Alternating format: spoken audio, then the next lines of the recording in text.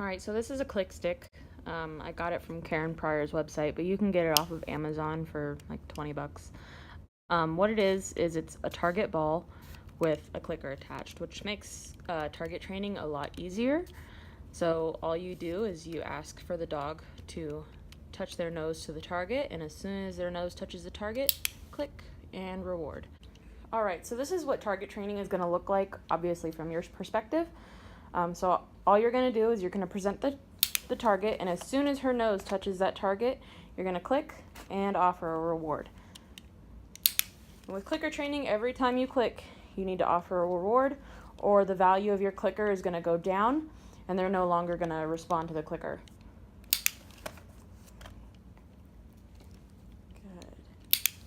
And once your dog starts to understand the meaning of the target, you can start moving the target to other things, and you don't need the target to be precise as long as her nose touches the general area.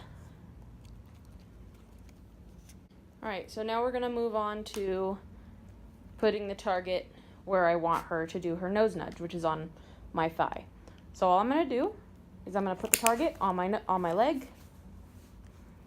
and then do the same thing as target training, which is click and reward.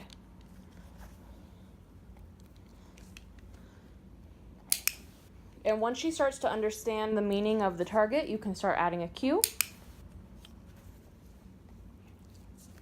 And then you can start taking away the target.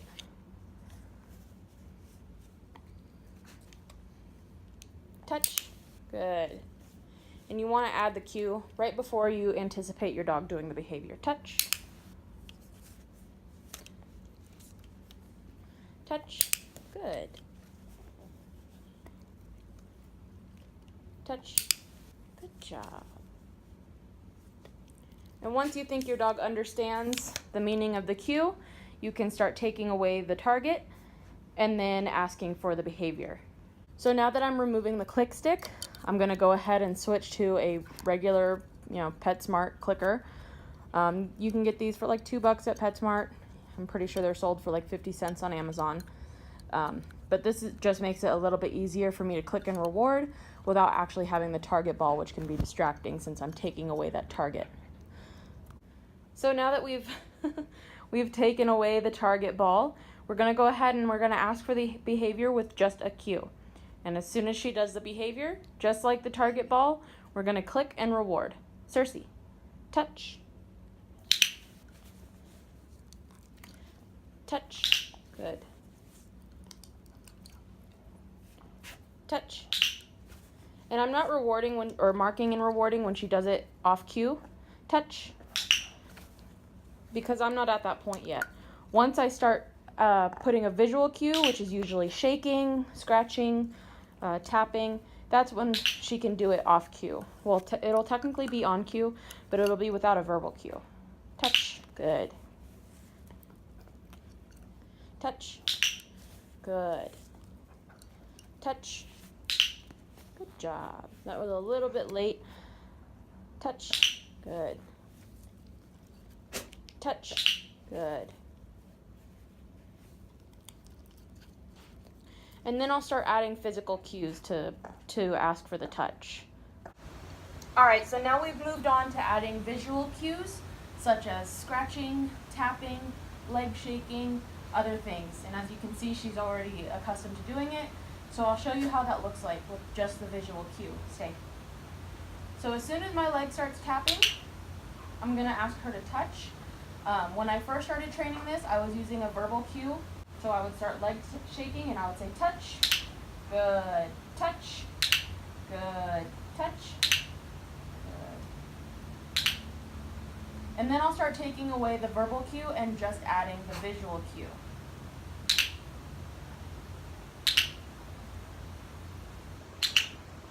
That was a little bit late.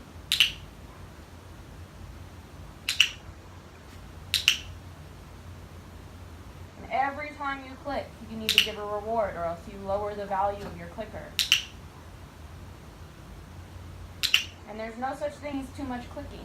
If anything, your dog is just getting more treats.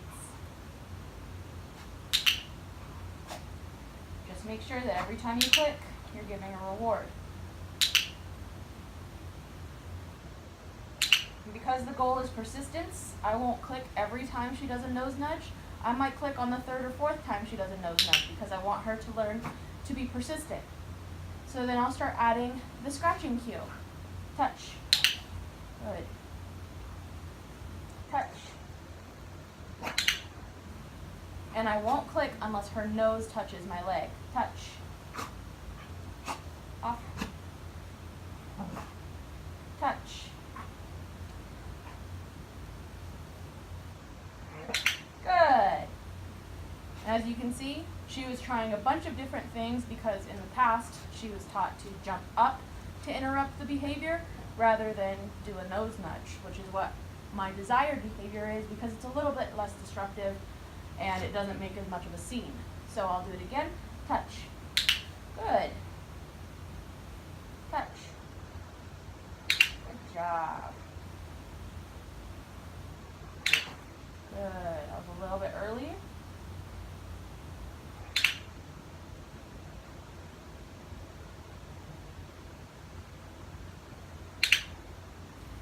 And then you can also do audible cues.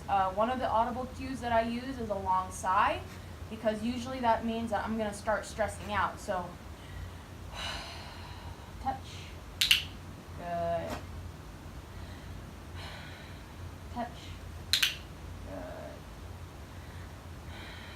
Good. And as you can see, I did the first audible cue and then I added the verbal cue. And then I'll start taking away that verbal cue, so then she just has the audible cue. And right now, she's doing the nose nudge voluntarily, but since she already knows the concept of the nose nudge and when it's needed, I'm not rewarding it because I don't need it right now. If I were to start scratching and she did it, then she would get a click and reward. Good job.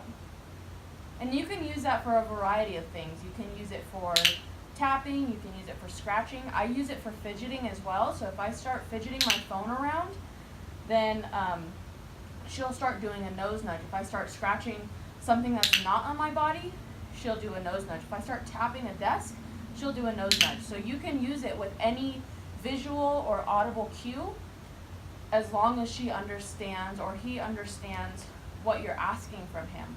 And you want to do this in little steps. You don't want to immediately jump to trying to teach your dog. Hey, thank you. You don't want to jump to immediately trying to teach your dog to do a nose nudge when you're scratching because he doesn't understand what a nose nudge is first. You want to do these little steps at a time, and then you'll see progress with your tasking.